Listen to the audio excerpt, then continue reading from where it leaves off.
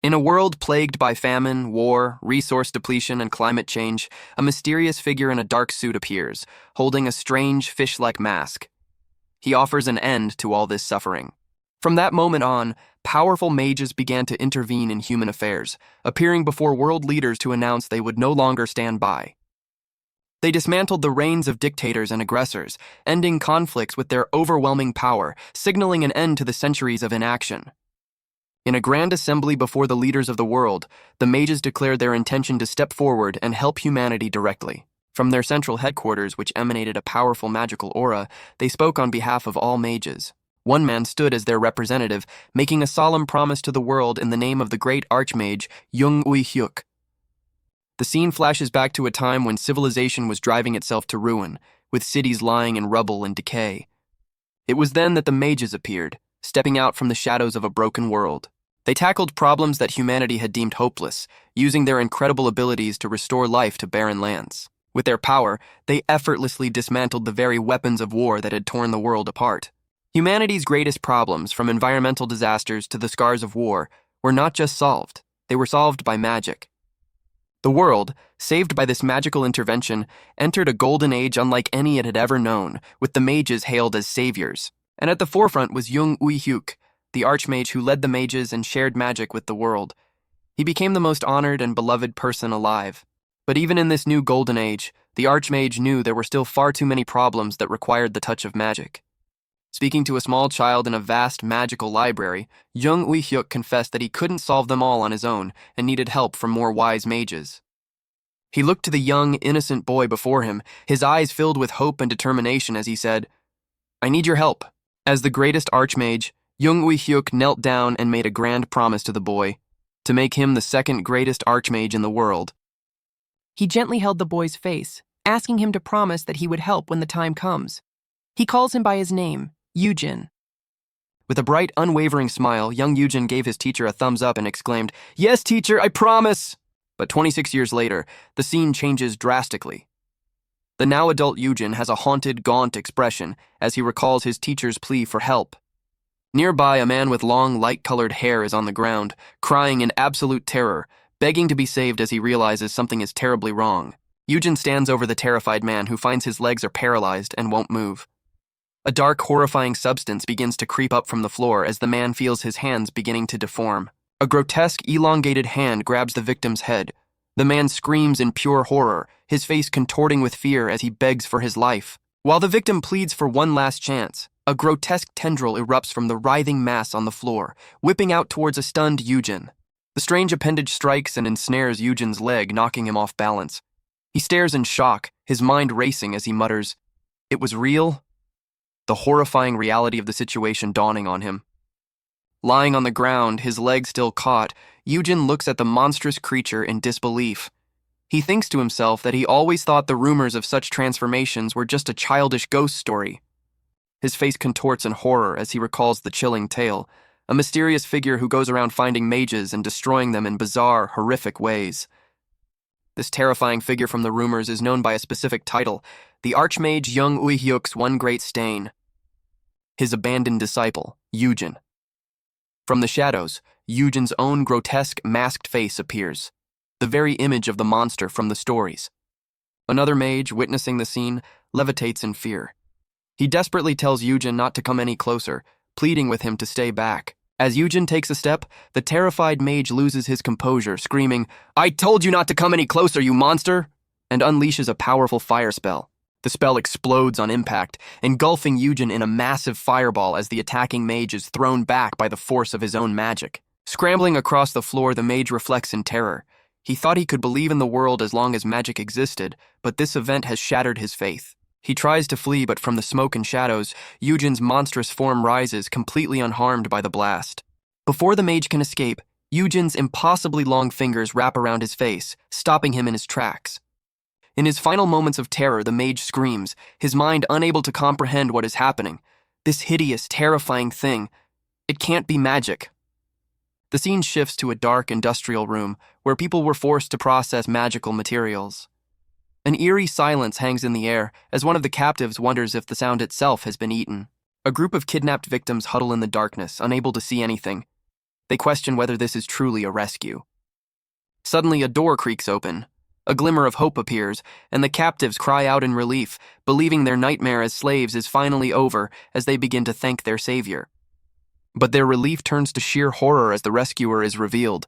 It is the terrifying, masked visage of Yujin, who leans in with a distorted, wide smile and says, "Found you." Later, outside the building, emergency services are evacuating the victims. An officer reports that while everyone is alive, they are all in a severe state of shock from their extended confinement. At the scene, two officers, a man and a woman, look over photos of the disturbing evidence left behind, unable to comprehend the sight. The male officer shudders, saying he can never get used to this. He looks at a photo of a grotesque pile of bodies, concluding that only the one mage they know of could be responsible for such a horrifying act. He turns to his partner, introducing her as Detective Kim Sung-yi. He asks for her opinion, wondering if the victims are simply in shock from being confined. Just then, Yujin himself cheerfully approaches the two officers. They greet him nervously, recognizing the infamous mage. Yujin waves hello, thanking them for their hard work. Detective Kim Sung-yi eyes him suspiciously, sensing that there's more to his appearance at the crime scene than meets the eye. The male officer awkwardly asks about the kidnapped people. Yujin leans in with his unnerving smile and assures him not to worry, because he's been told everyone is safe. Yujin stretches his long neck back, sighing in relief. The officer adds that when they first opened the door, the victims began screaming and foaming at the mouth in terror. Yujin listens as the officer recounts the chaotic scene. The police had found the victims screaming and foaming at the mouth, and, believing they had been severely tortured, immediately called for emergency services, worried they might have been too late. Yujin turns his gaze toward the perpetrators. He reflects on their terrible deeds, kidnapping homeless people and runaways, forcing them to process magic materials, and laments that people who call themselves wizards could commit such atrocities. Yujin holds up one of the captured mages, whose body is grotesquely paralyzed, and asks how terrible the experience must have been for their victims. The captured mage apologizes profusely, begging Yujin to lift the spell. Yujin tells the mage not to worry and to reflect on his actions, promising he'll be back to normal after a night's sleep. He then clenches his fist, causing the mage to distort and scream as the officer watches in horror. Detective Kim Sung-ye watches as Yujin hands her the captured mage, now reduced to a small, snail-like object for easy transport. She thinks to herself that both his looks and his magic are deeply unsettling and creepy. Despite his appearance, she notes that he's so kind and nosy it's overwhelming. Yujin excitedly asks a young officer if he's going to read the culprit his Miranda rights, saying he wants to see it done like in the movies. As the officer thanks teacher Yujin for his help, Sung-ye comes to a realization. You truly can't judge people by their appearance. Yujin places a hand on the detective's shoulder, stopping him from bowing and telling him there's no need for such formalities. He explains that when a mage causes a problem, it's only right for another mage to fix it, offering his help any time. But as he creates a small, magical star, Seung-yi can't help but think how difficult it is to look past his terrifying face. Seung-yi warns Yujin to be careful, explaining that people are anxious these days due to rumors of a serial killer traveling the country. She describes the rumor, saying the killer's face is so horrifying that it leaves people speechless. The description perfectly matches Yujin's own appearance. She finishes by saying the killer butchers people beyond recognition and must be stopped, asking Yujin to report any clues, completely oblivious that she's talking to the prime suspect. Yujin comically wonders to himself if he should just tell her the rumors are about him. He quickly dismisses the thought, changes the subject by looking at his phone, and asks the detective about her plans. With a cheerful expression, Yujin announces that he's going to start something he's been preparing for. He then decides he should give one of his flyers to Detective Kim Sung-yi. Yujin hands a flyer to a bewildered Seung-ye and asks her to spread the word. In the background, the younger officer sighs as he attempts to read the Miranda rights to the snail-like creature. Waving a cheerful goodbye, Yujin excuses himself and walks away as Detective Kim Sung-yi politely wishes him a safe trip home. Staring at the flyer in her hand, Seung-ye is utterly baffled. As her colleague continues reciting legal rights in the background, she wonders if Yujin is completely oblivious to his own situation as a suspect. With a close-up of Yujin's unnervingly cheerful face as he hums a tune, Seung-yi looks at the flyer and questions if he is really serious about this new venture. The story establishes the current timeline. 30 years after the mages, led by the great Jung Ui-hyuk, first announced their arrival to the world. In this new era, magic is essential to almost every industry. A public service announcement about magically induced rain highlights how integrated it is into daily life. And yet, there still aren't enough mages. This shortage has become a public issue. On a massive screen in the city, an advertisement from the establishment calls out to the people, "We need your help." The ad promotes a formal academy, promising to guide new magical talents with systematic education and established know-how, as a crowd of onlookers watch with interest. A charismatic man with green hair appears on screen, inviting viewers to become a mage that shines a light on the world. He introduces himself as Director Choi Iseok of the prestigious Prime Mage Academy. In stark contrast, Yujin stands on a street corner with a cheap handmade sign for his own school, Yujin's Magic Academy. He tries to hand out flyers, offering to teach practical magic for everyday life, carefully and affordably. As he stands there, Yujin reflects on his decision. With a determined look, he admits to himself that he worried about this a lot. His mind flashes back to the pinky promise he made with his teacher all those years ago. He wondered how he could possibly keep that promise now that he couldn't be with Jung Ui-hyuk. He thinks about the world's remaining problems and the corruption within it, represented by a shady deal involving a briefcase full of gold. This is what motivates him. Yujin continues to reflect on the state of the world, lamenting that so much magic, which was meant to create a better world, is instead being used to hurt and exploit other people. He realized that trying to fix these problems on a case-by-case basis, as he had been doing, could never solve the root of the issue. Sitting on a park bench, he sips a drink and wonders what he, as the disciple of an archmage, can do. He feels that there has to be something more. With a spark of determination in his eye, Yujin decides that he wants to make a real contribution to the world, something that can have the biggest impact possible. He gets an idea as he watches a group of young children walking with their teacher, who calls for them to follow her. The teacher smiles warmly at the children, commenting on how warm and nice the weather is for their outing. As she encourages the children to enjoy the pretty scenery, her kind and nurturing expression seems to inspire Yujin.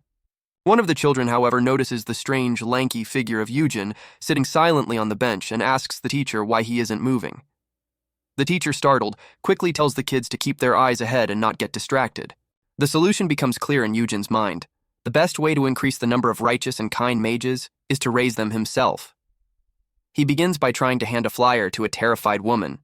He leans in with his unsettling smile, asking if her child has ever dreamed of being a mage and pitching how learning magic helps with creativity, focus, and character building. The woman runs away screaming, but Yujin, undeterred, calls after her about his hobby classes for housewives. He concludes that his idea will work, if he raises the mages himself. He scratches his head, acknowledging that it's natural for a parent to think carefully about their child's education. More importantly, he's run into a new problem. Standing alone with his sign in a busy plaza, he realizes he hasn't managed to hand out a single flyer. People actively avoid him, whispering to each other not to make eye contact and even suggesting they should call the police. He realizes that he needs a more effective way to get their attention. As he looks out at the fast-moving crowd, an idea strikes him. Two people on the street hear a strange noise. One of them nervously tells his friend not to look in that direction. They can't help but look, and they watch in horror as Yujin's body begins to contort, stretching upwards with sickening cracks and snaps. His limbs elongate and his body twists into a towering, grotesque form. The onlookers are horrified as he becomes bigger and longer. Now transformed into a giant, multi-limbed monster resembling an inflatable tube man, Yujin thinks to himself that this form is perfect for handing out lots of flyers. He grabs his stack of flyers and decides to add a bit of decoration, imbuing them with his strange magic. His long, dark tendrils whip through the air, startling the terrified people in the crowd below. In his giant, horrifying form, Yujin cheerfully calls out, "I'll teach you magic," as he showers the screaming crowd with flyers, urging them to become great mages and make the world a better place. A terrified man catches one of the magically distributed flyers. It features a surprisingly cute drawing of Yujin and lists his credentials as the former top disciple of Archmage Jung Ui-hyuk. The ad promises to teach everyone from hobbyists to specialists at a great price, but the man can only scream in terror at the monstrous face of the advertiser. Yujin laughs maniacally, wondering why he didn't think of this marketing strategy sooner. He concludes that attention-grabbing entertainment is the key, even as the crowd below screams for help. He recalls a distant, happy memory of his teacher taking him to an amusement park to see the tall clowns. This fun experience was the twisted inspiration for his current terrifying spectacle. Yujin muses that giving people happy, unforgettable experiences through magic is one way to use it for good. At that moment, someone in the crowd spots his monstrous form and yells, "That's him!" The person identifies Yujin as the infamous psycho serial killer who murders both mages and non-mages. As Yujin looks down, confused by the accusation, a powerful bombing spell hurtles toward him. The spell explodes with incredible force, engulfing Yujin in a massive fireball right in the middle of the crowded street. Standing nearby is director Choi Iseok. He remarks that he came to investigate the noise and confirms that the creature he just attacked must be the infamous murder monster. Choi Iseok stands confidently before the crowd, declaring that this is a school for future mages and asking how a brute like Yujin dares to make trouble there. The crowd recognizes the director of the Prime Academy. Relieved, they tell each other that a veteran battle mage is here, so they can finally relax.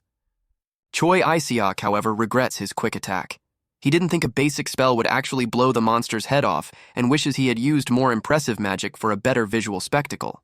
From within the smoke, Yujin's headless body speaks, calmly chastising Choi for using such dangerous magic in the city, and noting that it's a good thing he was the one who got hit. Choi Iseok stumbles back in absolute shock as Yujin's headless body stands up, seemingly unharmed by the decapitating blast.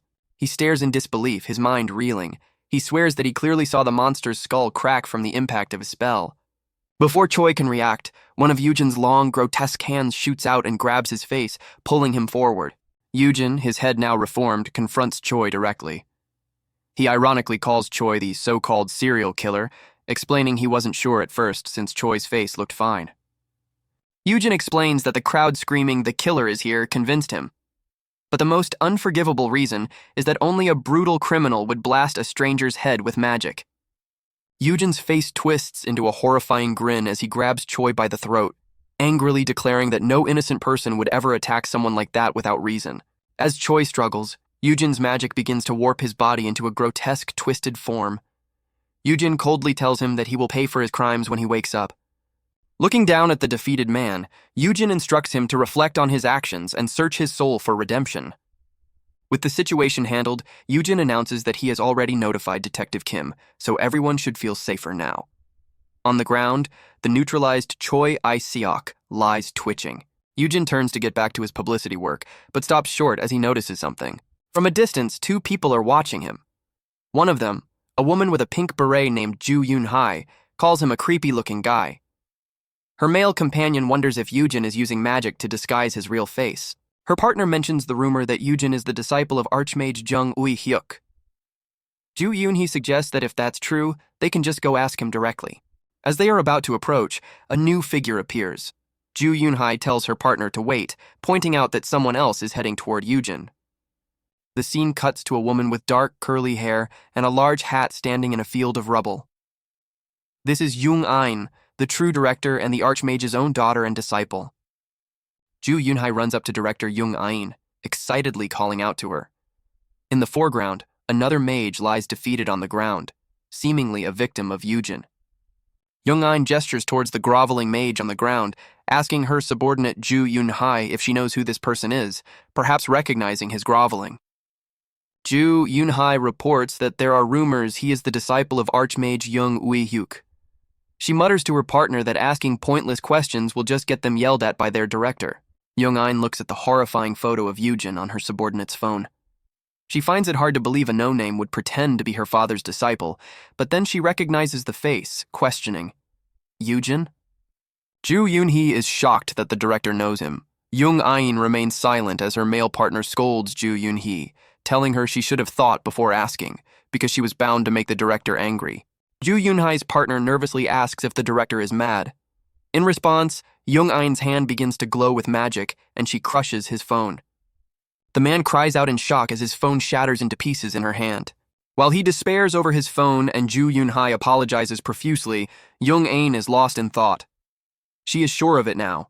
Even after all these years, she would recognize that face anywhere. A new, fierce determination fills Jung Ein as she walks forward. She declares that she finally has a chance to prove herself to her father.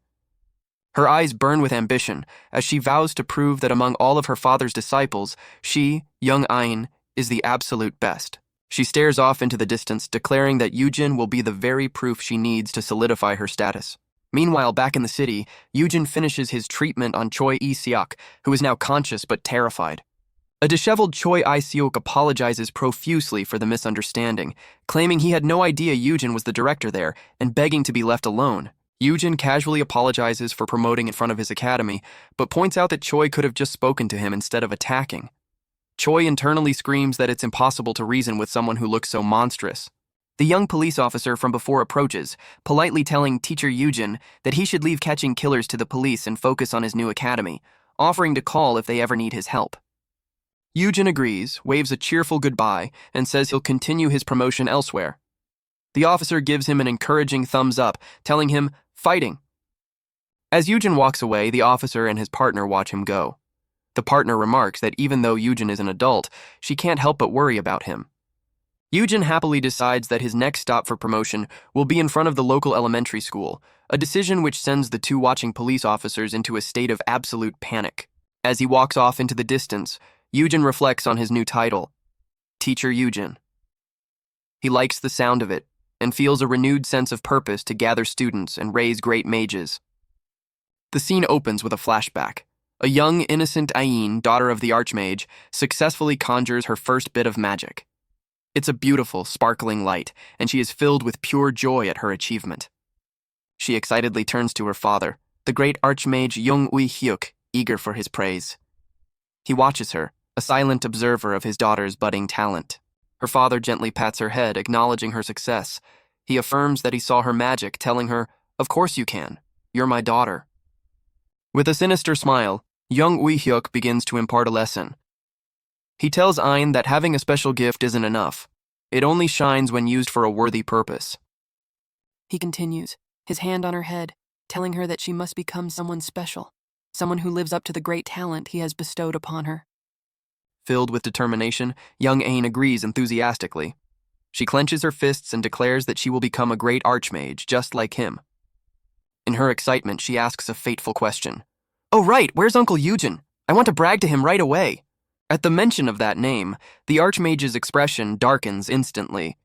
He calls out to his daughter, his voice now laced with a cold gravity. The flashback ends and we transition to the present. Ain is now a young woman, her face cold and emotionless, a stark contrast to her childhood self. Her father's words from that day echo in her mind. Uncle Yujin is a complete lunatic. In the present, Ain is in a meeting with several others. One of her subordinates is recounting stories about Yujin's terrifying magic, describing how he turns people into mush and how his inhuman, creepy face is unforgettable. Director Choi Iseok, a man with green hair, sits with an ice pack on his head, clearly still shaken from a previous encounter. He questions if the monster they're discussing is really the former disciple of Archmage Jung Ui-hyuk. Ain confirms it, clarifying that Yujin was a war orphan her father took in out of pity. She then coldly steers the conversation back to the point, asking if they still don't understand the nature of Yujin's magic. Director Choi, agitated, insists he wouldn't have lost so easily if he hadn't let his guard down. He declares that the rumors are spreading and they can't just let this go. He boasts that he has come prepared this time, having gathered the best graduates from his academy's combat track. He believes that with their combined forces, they can handle whatever bizarre magic Yujin uses. Ain cuts him off, stating she thinks he's mistaken. She stands up abruptly, telling him she came for information on Yujin, not to hear a long story about his failures. Director Choi begs her to wait. As Ain and her team walk out, she tells the flustered director that there's no need to see her out, brushing off his attempts to stop her. One of Director Choi's men steps forward, blocking her path. He questions her rude behavior, stepping up to defend his superior. He tells her that even if she can't help, her attitude is uncalled for, and demands that she apologize properly to Director Choi Iseok and cooperate. Ain remains unfazed. She coldly tells her own people to see her out, while one of her subordinates chimes in that they are enough on their own. As her team departs, one of them comments on her attitude. Director Choi can only watch in disbelief, telling his men to let her go.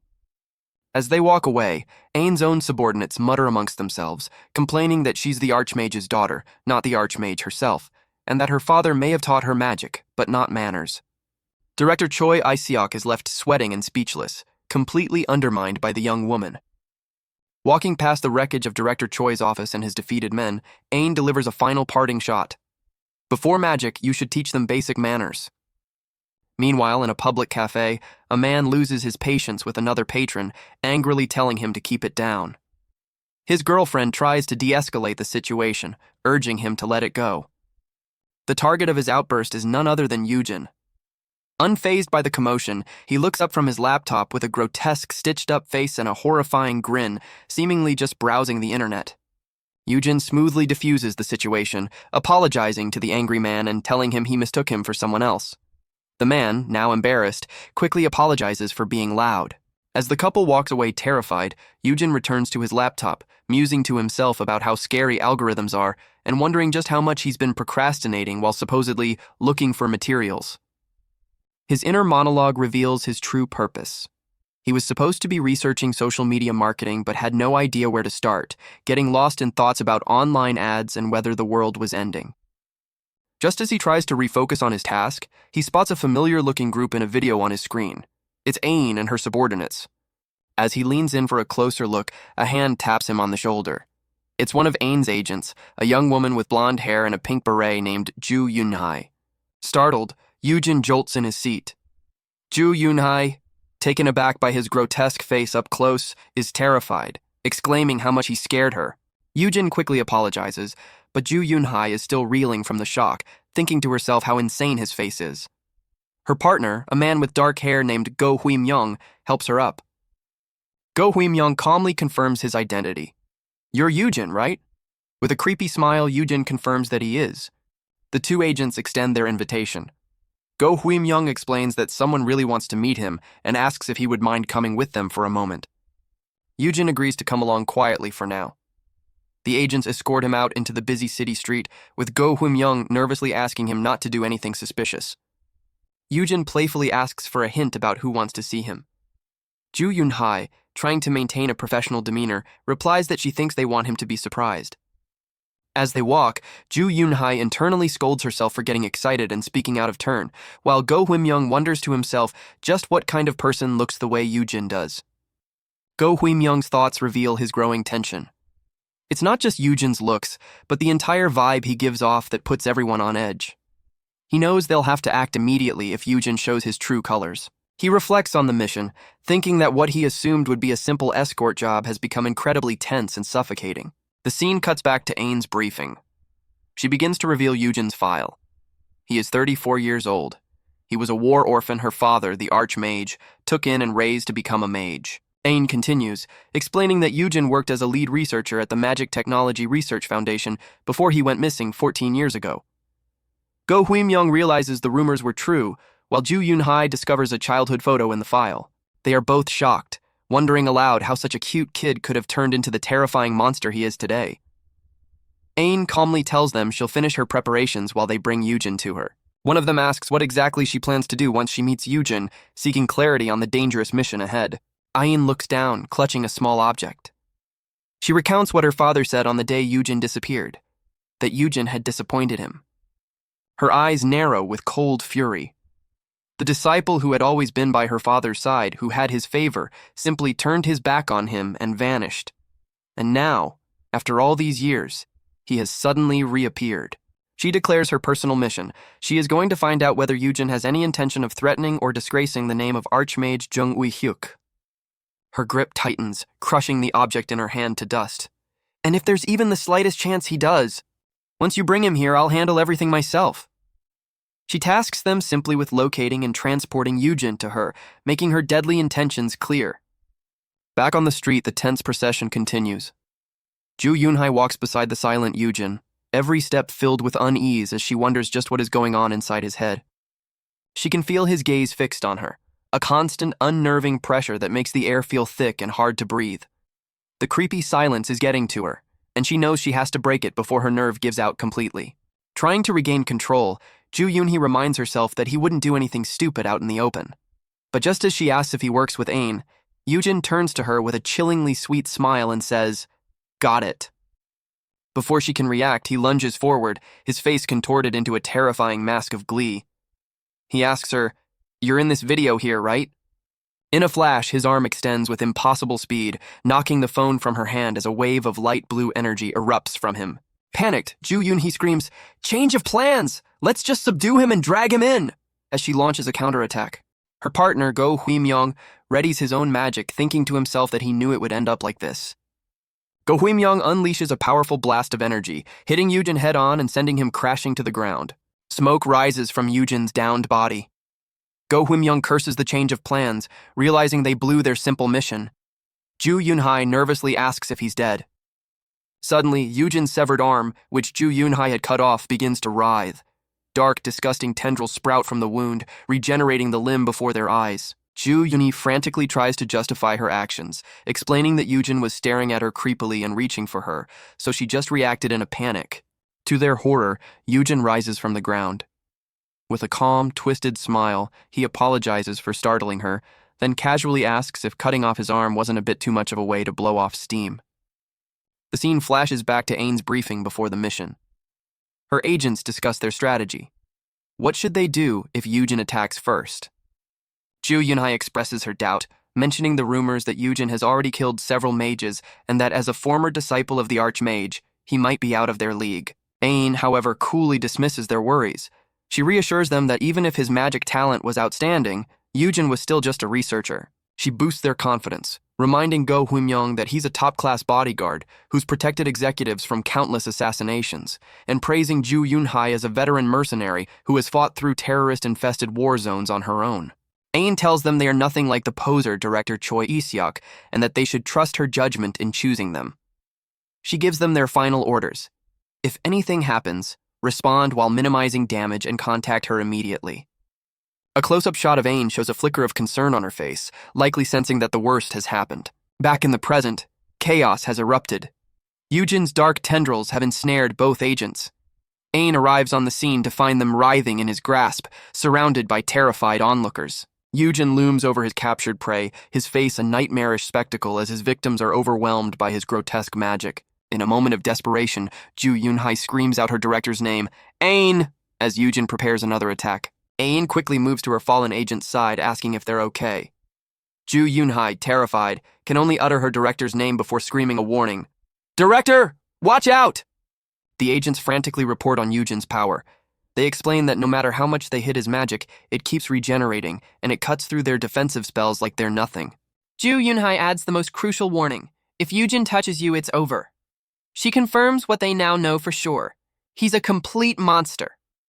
As Ain and Ju Yunhai blast away at the writhing tendrils, Ain realizes they can't fight him here with so many civilians around. Ain makes a decision. Let's change locations. She activates a powerful teleportation spell, engulfing herself, Yujin, and her two incapacitated agents in a swirl of magical energy. In a blinding flash of light and energy, they vanish from the city street, leaving the crowds of shocked onlookers staring at the empty space where the battle had been. A streak of light arcs through the sky, crashing down into a desolate, ruined cityscape. Yujin and Ain's two agents are unceremoniously dumped from the sky, landing hard amidst the rubble. Ain lands gracefully on her feet, confirming to herself that she wasn't seeing things. She has successfully transported them all to a remote battleground, far from any innocent bystanders. Yujin, however, looks up at her with a strangely cheerful expression. He recognizes her immediately, exclaiming, "Look at you! You've grown so much!" He happily calculates the time that has passed, noting it's been 14 years, which would make her 22 now. He then reintroduces himself with a wide, unsettling grin. "It's me, Uncle Yujin. Do you remember me?" Ignoring his friendly demeanor, Ain cut straight to the point, her voice cold and hard. "Why did you do this to the people I sent?" Yujin scratches his head nonchalantly. He explains that he made a tiny mistake, which they didn't like, causing them to throw lethal spells at him. He claims he was worried about bystanders, so he just tied them up until they calmed down. Ain has heard enough. With her back still turned to him, she states icily, "I don't really care about the details." She turns, her eyes shadowed by her hat, a glowing magical item in her hand. She admits she was wondering what reason she should come up with to fight him. "But since you're already broken..." Her voice trails off as she powers up her magic, blue energy swirling around her arm. "I guess I don't need one." She stands ready for battle, staff in hand, enraged at what he did to her team. Yujin looks on with a clueless expression, as Ain accuses him of all the trouble he's caused while hiding behind the prestigious title of Disciple of the Archmage. "That's why you have to fall to me," Ain declares, activating her ultimate ability, dual casting. Rings of multicolored magic form in her hand as she simultaneously prepares multiple powerful spells. Surrounded by a maelstrom of magical power, she roars that her power is proof. Proof that she, not Yujin, has rightfully taken the place at her father's side. The energy converges around her staff as she prepares to strike, her eyes blazing with determination. Leaping into the air, wreathed in magical blades and energy, Ain delivers her final chilling line as she brings her full power down on Yujin. "Don't talk to me like we're close."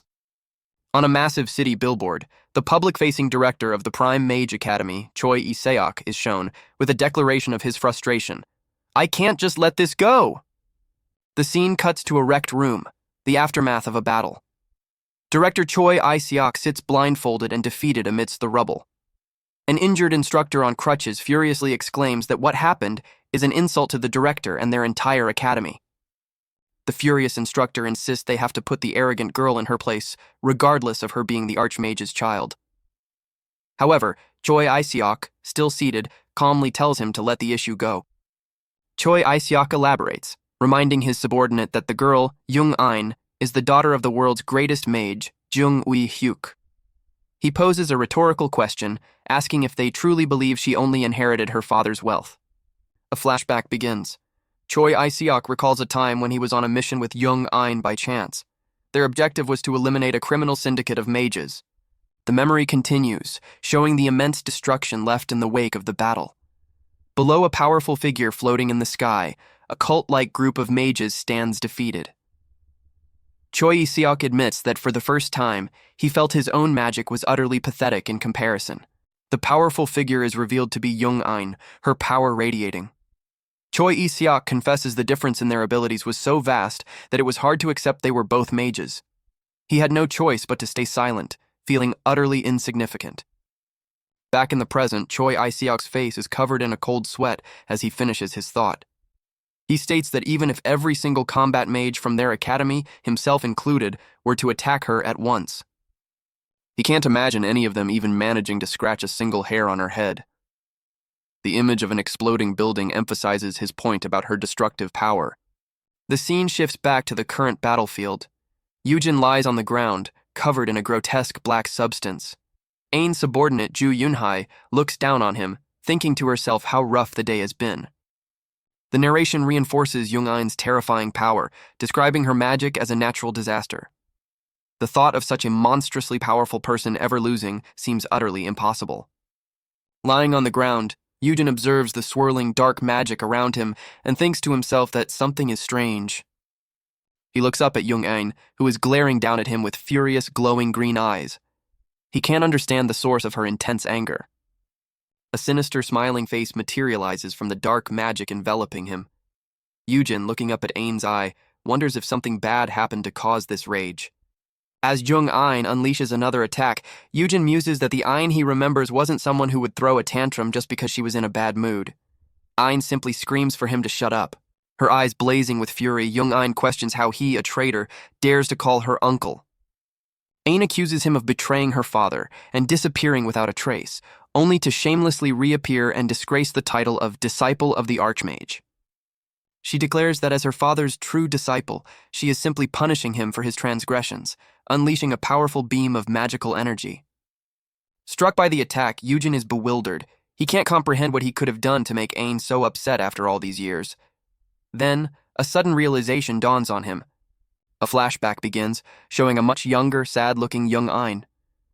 Yujin recalls her asking with concern if she still couldn't use magic. In a fast food restaurant, young Ain confides in her uncle Yujin.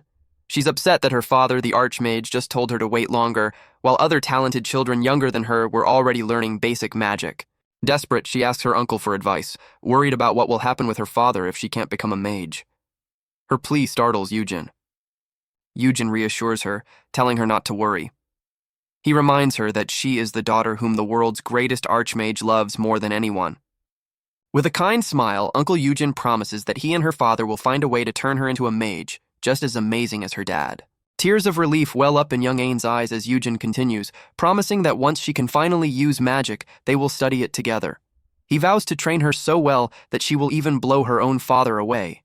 Young Ain agrees, and she and her Uncle Yujin seal their pact with a pinky promise. The memory fades, returning to the present. Yujin looks at his now monstrous hand and apologizes to Ain. He lies defeated on the ground, his body a twisted mass of black sludge, and laments that he couldn't keep their promise. Ain can only look at him and call him a monster. Ain reflects on her futile efforts, having thrown every spell she has at him to no effect, wondering if the creature can even die. The scene flashes to Yujin's own dying moments from the past, his last regret being that he would die without seeing Ain finally become a mage. Back in the present, a twisted, inhuman grin spreads across Yujin's face as a realization hits him. Now I get it, he thinks. Ain, meanwhile, is exhausted and panting. She clutches her chest in frustration, cursing her inability to damage him. She forces herself to calm down, realizing she panicked and burned through too much mana. She reasons that whatever regeneration magic Yujin is using, he's become overconfident in it. She observes that he seems relaxed and isn't reacting, but she knows that unless one is an archmage, all magic has its limits. Ain begins casting a new spell, confident that there are ways to restrain a regeneration mage. Her first step is to slow her own heartbeat to conserve energy, but she's interrupted by Yujin calling her name. Yujin appears before her, looking disarmingly goofy. He apologizes for taking so long to realize what was happening, explaining that he was just so happy to see her that he completely forgot himself. Ain is left speechless. With an unnerving smile, he gushes that she must have been trying to show off all the powerful magic she'd worked so hard to learn while he was gone. Ain is completely stunned by his bizarre interpretation of her attacks, and the spell she was preparing fizzles out in her hand. Yujin continues to ramble, completely oblivious. He says he was shocked to see her handle such a wide range of spells, impressed by how much she must have practiced to get to her current level. He concludes his praise by telling her she must have worked incredibly hard and that her dad must be so proud of her. His words trigger a painful memory. Ain recalls a time her father, Archmage Jung Ui-hyuk, patted her on the head, congratulating her on a job well done. He praised her for the incredible achievement of entering magic school as the top student, only a single year after she first learned to use magic. Young Ain beamed with pride. Full of ambition, she declared that this was just the bare minimum if she wanted to become the best of all his disciples, and that he still had much more to teach her. Her father encouraged her to keep working hard, but then delivered a soul-crushing blow. He said he would be waiting for the day he could be a disciple he could be as proud of as Yujin. Ain's joyful expression vanished. The phrase "as proud of as Yujin" echoed in her mind. From that day on, she dedicated her entire life to studying magic, never letting it out of her sight. She pushed herself relentlessly, her training becoming her entire world. She trained to the brink of death, fighting powerful monsters and building a long list of achievements, all to gain her father's approval. And while her father always praised her efforts and her results, he never once called her his most proud disciple. Even long after Yujin betrayed her father and disappeared, he remained the most proud disciple in the Archmage's heart. Back in the present, that same Yujin gives her an enthusiastic 2 thumbs up, declaring the importance of actively praising a student's effort. He is completely oblivious that his praise is directed at the very person whose life was defined by being second best to him. Yujin proudly boasts about the student mental care methods he studied, thinking to himself that one really can learn from anything.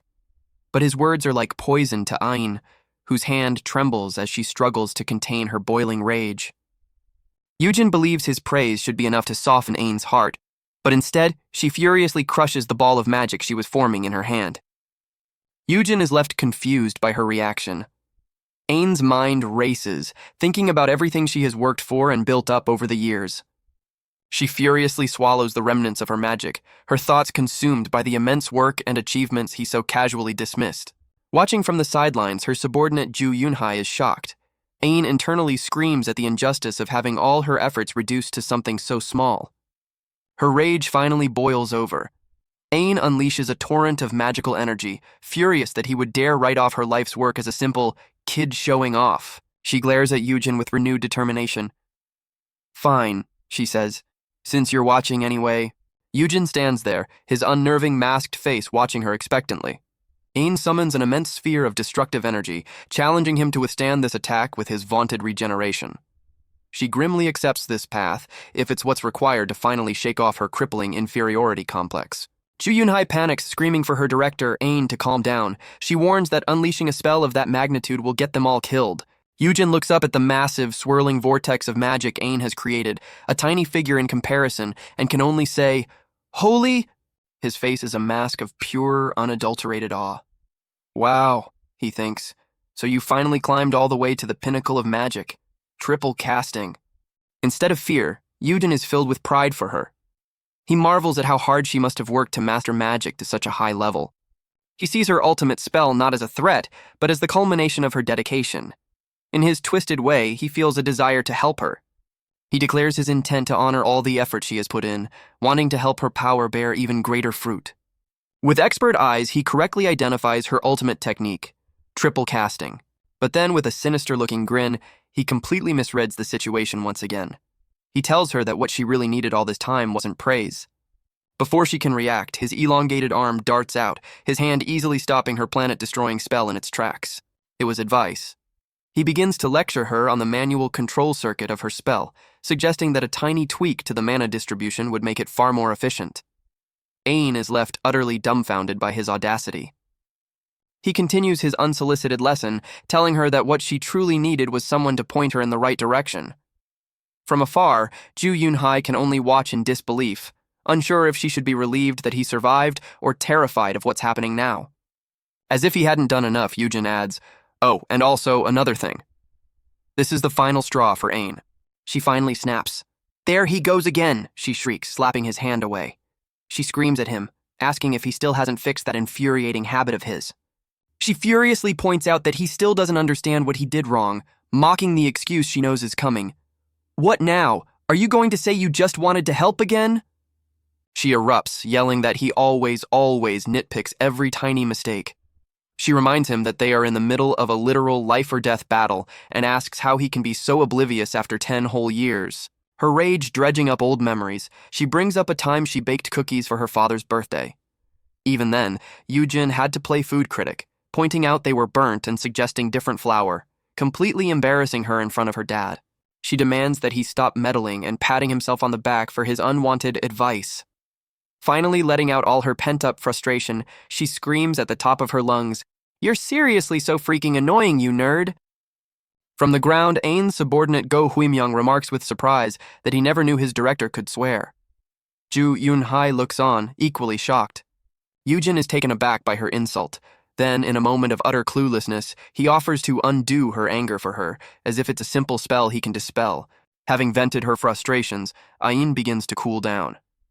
She reflects that she really let him have it, and decides that continuing to argue will only make her look crazy.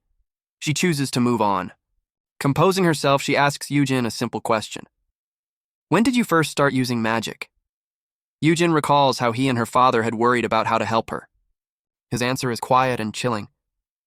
"The day after you left." The words hang in the air, stirring a deeply buried memory within him. The seemingly innocent question triggers a phantom pain, and Yujin instinctively clutches his chest as the traumatic memory begins to surface. A horrifying flashback rips through his mind. He sees his human self, a gaping, bloody wound where his heart should be, as he collapses to the ground. Standing over his dying body is his most trusted mentor, the man he called teacher, Archmage Jung Ui-hyuk, Ain's father. In his hand, he holds Yujin's still beating, jewel-studded heart. The Archmage looks down, his face unreadable, as his most devoted disciple's life drains away. A close-up shows the gruesome trophy in the Archmage's hand, the heart he has just violently torn from Yujin's chest. Back in the present, the memory overwhelms Yujin.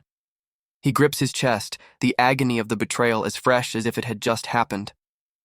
Completely oblivious to the earth-shattering memory she just unearthed, Ain coldly warns Yujin to act carefully, so as not to tarnish her father's reputation any further. She delivers the final, crushing blow, telling him that for both her and her father, there is no longer an empty place for him to return to. Jo Yunhai and Go Huimyong watch in confusion. Ain declares that their business is done and tells her subordinates it's time to leave. As she walks past the reeling Yujin, she makes a half-hearted offer to drop him off wherever he lives. She pulls out her business card, holding it out to him. Ain clarifies that she's only giving him her contact information to prevent him from running to her father if he gets into trouble. She warns him not to call unless it's a true emergency. Suddenly, one of Yujin's black tendrils erupts and wraps around her arm. She is violently pulled back towards Yujin, the tendril constricting around her. Her subordinates cry out in shock as Yujin, his mind fractured, reaches out with a hand now holding the glowing heart from his memory, screaming Ain's name as if she were his betrayer. The returned memory has broken him. He clutches his head, muttering, "There's no way. There's just no way," unable to accept the truth of what his teacher did to him. His thoughts spiral into denial. He had prayed the memory wasn't true, that he had been mistaken. He had tried so desperately to understand. He told himself over and over again that there must have been a reason for the betrayal, a justification for the horrific act. For years, he promised himself he would believe in that reason, clinging to a sliver of hope that his teacher had not abandoned him so cruelly. The final haunting image is one of dual realities. In his memory, his teacher holds the heart. In his monstrous present, he holds it himself, the horror of the memory reflected in his wide eyes. His silent scream echoes in his mind. "How could you take my heart from me? This is something I can never forgive." The chapter opens on a dramatic confrontation. A powerful white-haired mage named Friedrich Gomorrah furiously clenches his fist, screaming the name Jung Ui-hyuk. He demands to know what unspeakable act he has committed. From the shadows emerges Jung Ui-hyuk, a younger man in a distinctive hat and coat. He holds the hand of a small child, Yujin. With a calm, almost mocking tone, he tells the old man to quiet down, lest he burst his eardrums. Friedrich is incensed. He points an accusing finger at Jung Ui-hyuk, questioning his decision to teach magic to what he calls inferior humans. He reminds him of their centuries of hiding, a pact he believes Jung Ui-hyuk has just broken. As Friedrich speaks, a vision of a ruined city appears, a stark reminder of past destruction. He argues that humans couldn't even control the primitive knowledge they already had, leading to their own downfall. His face contorted with rage, Friedrich yells that he only agreed to Jung Ui-hyuk's plan because he believed mages should lead humanity, not hand over their power to those unworthy of it. Jung Ui-hyuk looks down at the frightened child Yujin hiding behind him. With a sigh, he calls Friedrich a foolish man and tells him to correct his wording. His next words send a shockwave through Friedrich, whose eyes widen in disbelief. Mages are humans, too. Jung Ui-hyuk calmly explains his philosophy. While mages remained hidden, their magic stagnated. Sharing it with the public wasn't an act of salvation, but a necessary step towards coexistence. Friedrich spits back the word coexistence, unable to comprehend or accept the idea. Jung Ui-hyuk remains silent, but a powerful aura begins to build around him, signaling the gravity of his conviction. In a terrifying display of power, Friedrich conjures a vision of a city being obliterated by a single massive beam of energy. He scoffs at the idea of coexistence, mocking the lives of humans as insignificant mayflies that can be snuffed out with a single wave of his hand. Unfazed, Jung Ui-hyuk addresses him by name, Friedrich. He advises him that if he cannot trust in the new path, he should simply stay quiet and watch.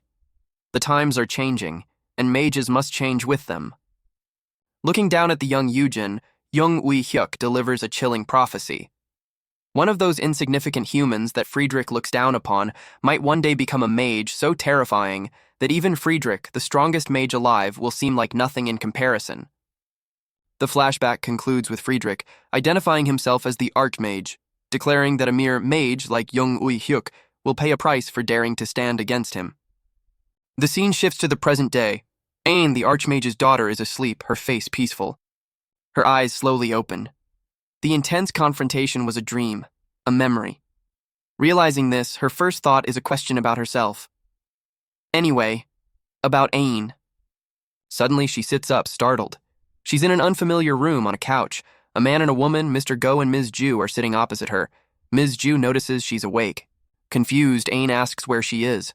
Her primary concern is for her own well-being, but her question is interrupted by the sudden appearance of a grotesque, masked figure. The masked figure startles Ain as Ms. Ju explains that this is Director Yujin's Magic Academy. Ain, still holding her wizard's hat, repeats the word in disbelief, trying to process the strange situation. A close-up reveals the unsettling, smiling mask of Director Yujin. He cheerfully confirms that he, her uncle, has decided to open a magic academy and is currently busy with preparations. The scene shows the exterior of the fledgling academy. Yujin explains that he still needs to finish the interior and recruit students. Back inside, Ain clutches her chest, relieved that her heart feels fine.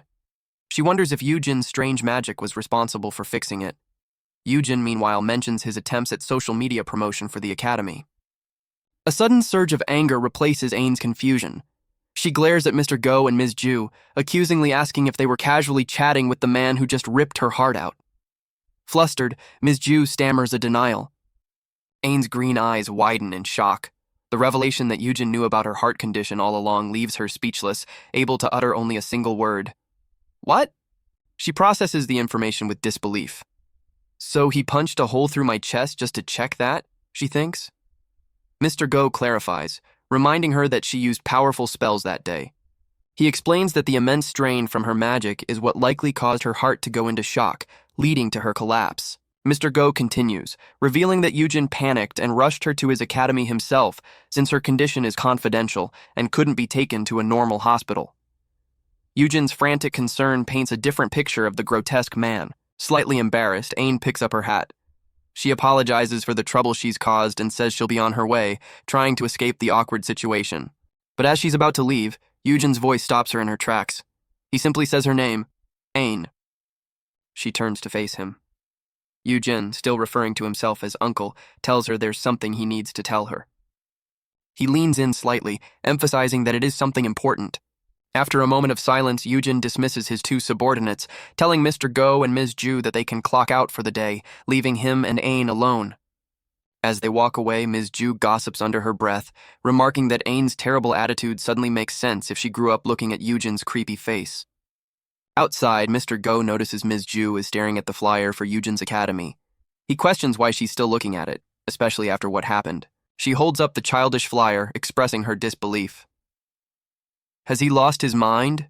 She asks, finding it absurd that someone with his face and horrifying magic would want to teach students. Mr. Go admits Yujin's regeneration magic was impressive, suggesting it might be worthwhile to learn from him. But Ms. Ju scoffs at the idea, arguing that no true mage would spill their secrets for tuition money. They speculate that the important thing Yujin wanted to discuss was simply asking Ain to promote his academy. Mr. Go jokes about the irony of Yujin's magic being something even the Archmage's daughter couldn't handle. Distracted by their conversation, Mr. Go apologizes after bumping into a stranger on the street. The stranger turns out to be none other than Friedrich Gamora, the powerful mage from the flashback. He recognizes them from YouTube and correctly identifies them as the mages who work with Jung Ein. Flustered by the awkward fame, Mr. Go and Ms. Ju nervously confirm their identities to the imposing old man. Friedrich, carrying a bag of groceries, lowers his sunglasses with a charming smile. He feigns surprise, remarking that he thought young people these days wouldn't recognize him. His demeanor shifts. He reveals a shocking connection, claiming he is like a brother to Ain's father, the Archmage. Therefore, he says, he is basically Ain's uncle. Meanwhile, back at the academy, Ain directly asks Yujin what he wanted to say to her. Now wearing a different long-nosed mask, Yujin doesn't mince words. He states what he knows as fact. Every time you use magic, it puts a strain on your heart, doesn't it? Her expression confirms his suspicion. She looks away, asking if her father was the one who told him about her condition. Seeing no reason to deny it any longer, Ain admits he is right. With a grim sense of resignation, she confesses that if she continues to use magic, she will probably die before long. She leans back with a bitter sigh, remarking on the cruel irony of her situation, to have inherited an incredible special talent from her famous father, only for it to be a fatal curse. Ain lays her tragic fate bare, explaining the absurdly rare condition her father called mana allergy. She confesses that with every spell, a strain builds in her heart until one day it will inevitably explode and kill her. Her confession hangs in the air, a plea for understanding. A strange stitched smile spreads across Yujin's face as he repeats her words with a thoughtful, almost dismissive tone. Mana allergy, huh? He then calls her bluff. That's a pretty convincing lie, teacher. Ain retorts with fire in her eyes, accusing him of the same old ridiculous impulses and questioning if he ripped out her heart merely out of curiosity. Fed up, Ain gets up to leave. She tells Yujin she has a mountain of work to deal with and has no more time for their conversation. But Yujin reaches out and grabs her arm, stopping her from leaving. He tries to reason with her, suggesting that the world needs more than just mages. His words hit a nerve. He suggests that instead of living as a mage on borrowed time, she could find a different, safer job where people still need her. He even offers his help to find a place where she can start over, but his offer is met with a cold, firm demand. Let go. She violently rips her arm from his grasp. Yujin, you've crossed the line, she says, her voice laced with ice.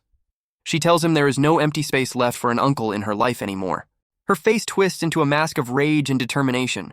She declares that he has no right to meddle because this is her life on the line. She proclaims that the disease she was born with is her special gift from her father, her burden to bear, and her problem to deal with.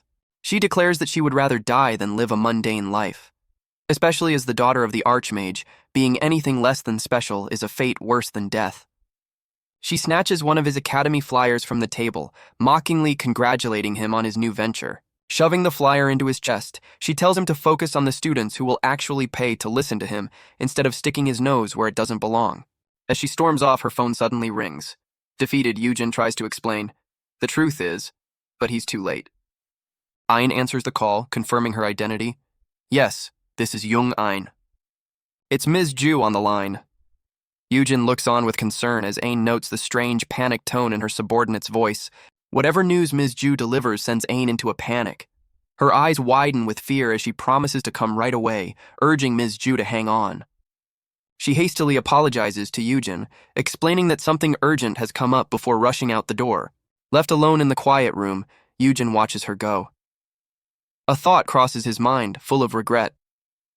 Should I have told her? Hinting that her mana allergy is not the full story. The scene shifts to a flashback.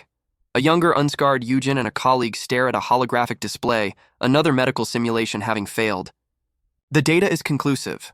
Even with every known medical spell, transplanting a mage's heart into someone born unable to accept mana will always result in a fatal rejection. His colleague laments the problem, but then criticizes Eugen, stating that the very premise of his simulation is far too extreme. The researcher reveals the shocking nature of Eugen's plan.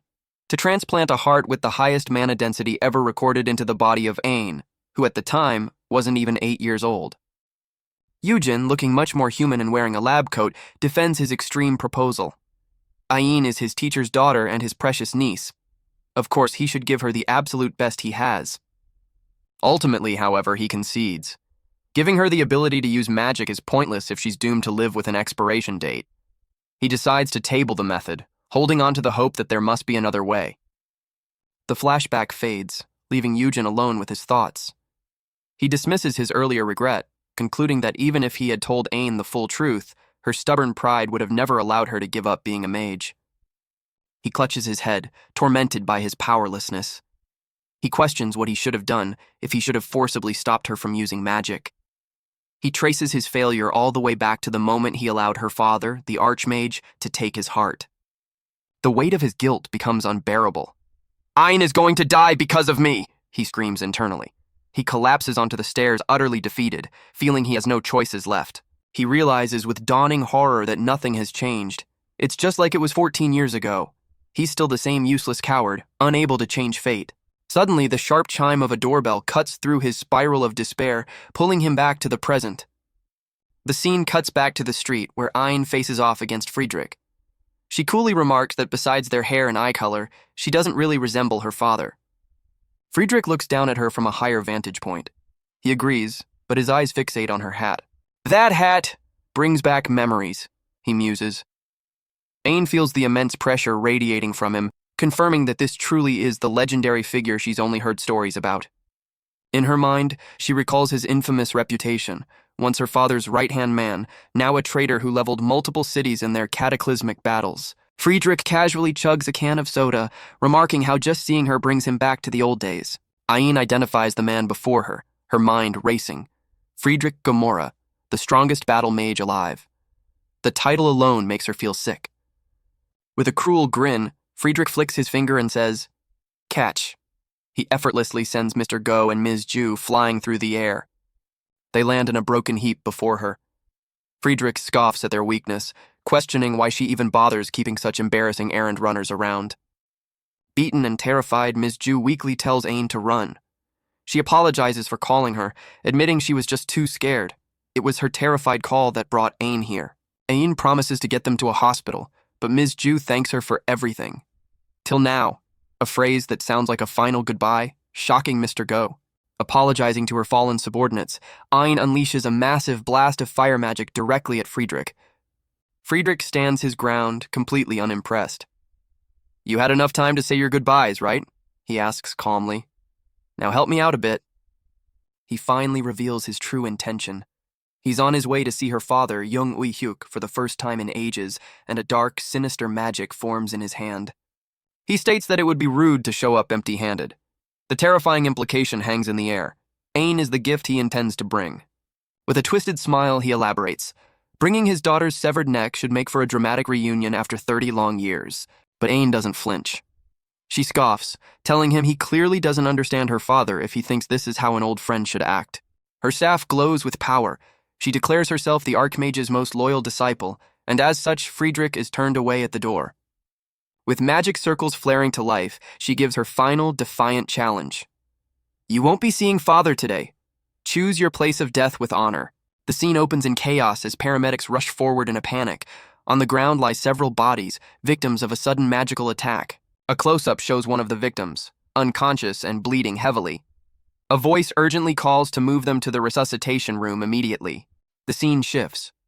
Yujin, in his plague doctor mask, sits across from a cheerful new character, his companion, who explains that he asked the promotions team for help as a favor. The companion admits with a concerned expression that since he was the one who suggested the plan, he came to check on Yujin. The companion internally remarks on Yujin's terrifyingly gloomy aura, wondering what could have happened to leave him so utterly deflated. Yujin's companion gently calls out to him, addressing him as Teacher Yujin, to which Yujin quietly responds. Looking apologetic, Yujin tells his shocked companion that he is thinking of dropping the academy plan and finding something else to do. Yujin clenches his hands, explaining that his guilt stems from an incident involving a kid who was desperately struggling for their dream. He continues, tormented by the memory. Instead of helping that kid, he ended up pushing them to give up, and he feels he truly hurt them. Overwhelmed with regret, Yujin admits that he barged in with pointless meddling, not even understanding how the person felt. His companion listens intently, sipping his drink as Yujin wallows in his guilt. Yujin concludes that because of his failure, he doesn't believe he's cut out to be an educator who teaches people. But as Yujin looks up, his companion gets his attention, once again calling him Teacher Yujin. The companion begins to offer a different perspective, explaining that in his line of work as a detective, he sees situations like this often. He recalls a time they rescued a victim from a burglar, only for the victim to yell at them about the cost of the broken door. With a cheerful smile, he recounts another story of being slapped by someone he had just saved from jumping off a bridge. His point is that there are many people who are clearly in danger, but either don't realize it or stubbornly refuse to see it. He then asks if that means they should be left alone. He answers his own question, stating that his job is to help them anyway. Holding up the academy flyers, he relates this idea to Yujin's decision to become an educator when faced with someone in trouble who looks away. He slides a flyer across the table, telling Yujin that an educator's duty is to make people aware of their danger and help them find a way through it together. Yujin admits he wanted to do that but doesn't see a way. His companion presses him, insisting there's always a way. Yujin looks up as his companion gives him a crucial reminder. This is a world with magic. He holds up a cute-looking flyer for a magic academy, pointing out that if Yujin really tries, he can figure something out. A spark of realization hits Yujin as he looks at the flyer, a new idea beginning to form. He wonders aloud how he could have overlooked such an obvious solution. As if triggered by this thought, the scene abruptly shifts to a memory or vision of a fierce magical battle. A powerful mage in a red cape, Yu Seong-chang, unleashes an attack, sending a younger mage flying backward. The scene continues with the flashback battle. The young mage, Ain, is engulfed in a fiery explosion from Yu Seong-chang's attack. With a grit of determination, Ain endures the blast and immediately begins to counter, preparing her own Tier 1 multicasting spell. She unleashes a furious barrage of 10 mana bolts, sending them hurtling down towards Yu Seong-chang. However, Yu Seong-chang appears completely unimpressed by the assault, casually raising a finger to intercept the volley of attacks. Not letting up, Ain immediately begins to channel an even greater power, preparing to launch her Tier 2 magic. She begins her assault with a spell called High Frequency Rebar, firing beams of solid mana. She follows it up immediately with a swirling vortex of energy known as an Axe Head Storm. The third spell in her rapid-fire assault is a series of telekinetic explosive rounds. For her fourth spell, she creates sharp mana blades, ready to overwhelm her opponent with a variety of attacks. Ain unleashes all 4 of her Tier 2 spells at once, a massive, combined assault of different elements and forms converging on Yu Seong-chang. Despite the overwhelming power, Yu Seong-chang effortlessly stops one of the mana projectiles with just 2 fingers. The attack is completely nullified, exploding harmlessly against his defense and sending Ain reeling from the feedback. With a crazed look in her eyes, Ain flips upside down in midair and begins to weave a complex Tier 1 and Tier 2 composite spell. She summons a massive floating island of earth and trees from the ground, lifting it high into the air to crush her enemy. Yu Seongchang simply looks up at the colossal mass and prepares his counter, boosting his telekinesis output by 10 times. With a single overwhelming wave of force, he completely shatters the floating island, turning Ain's ultimate attack into dust. Ain can only stand and watch in despair as the remnants of her most powerful spell crumble away before her. Yu Seongchang begins to mock her, commenting on the impressive number of spells and overwhelming mana she used to try and flip a mountain on its head. He cruelly gives her a backhanded compliment, calling her a remarkable mage worthy of Archmage Jung Ui-hyuk's bloodline, before asking if that's the praise she wanted to hear. He dismisses her efforts, stating that while she can use a bunch of different spells, not a single one of them was truly solid or powerful. With a look of pure disdain, Yu Seongchang tells her he didn't come here to watch her talent show. In a final, desperate move, Ain gathers all her remaining power to create a massive orb of energy. Yu Seongchang observes, wondering if she is attempting triple casting. Pushing past her limits, Ain screams as she unleashes her ultimate ability, triple-tier magic. The immense power of her triple-tier magic is unleashed, a final, desperate gambit aimed at the man known as Laborer Yu Seongchang. But even this is not enough. After the brilliant light of the spell dissipates, Ain is left physically and magically drained, her body smoking from the exertion. She whispers in absolute defeat, "It's over." Struggling to stay conscious, Ain pants heavily, knowing she has reached her absolute limit. She knows that her own mana has become unstable, and fears that casting even one more simple spell will cause her to explode from the inside. As Yu Seongchang walks away, Ain collapses in the desolate wasteland, accepting that this is the end for both her magic and her life. As he approaches her, she thinks back on her final hope, that at the very least her last battle would be something to be proud of. Her last desperate struggle, she hoped, would still leave her as someone worthy of respect. Her only wish was to be someone her father could be proud of. But Yu Seongchang simply stands over her and cruelly tells the kid to just go home. He admits that when he heard the Archmage's own kid was a mage, he was curious to see how well she had been trained.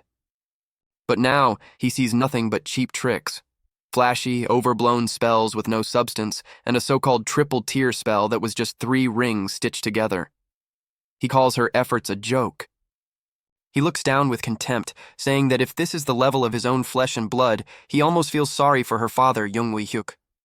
Ain looks up in shock as he tells her that killing a failure like her would just be doing her father a favor by taking out his trash. But then Yu Seongchang changes his mind, deciding that he would rather die than do anything that makes that bastard's life easier. He turns his back on her, saying she has totally killed the mood, and dismissively tells her to go wash up and go to bed. Ain is horrified. She screams at him not to go, pleading for him to finish the fight. As he walks away, she desperately reminds him that he promised to bring her head to her father, screaming that she is not done yet. Frantically trying to summon more magic, she yells for him to come back, knowing that if she survives, she'll be left with a miserable life where she can't even use magic. Yu Seongchang simply plugs his ear, calling her a loud whiner whose voice is loud enough to kill him. Suddenly, a new voice appears, telling Yu Seongchang not to fuss. It says that if someone begs that hard to be killed, the kind thing to do is oblige them. Yu Seongchang turns just as the grotesque smiling form of Yujin appears over a terrified Ain, announcing his arrival. Both Yu Seongchang and Ain are completely shocked by his sudden and terrifying appearance. But despite the monstrous face looming over her, Ain recognizes the figure. In disbelief and shock, she whispers, "Uncle? Yujin?"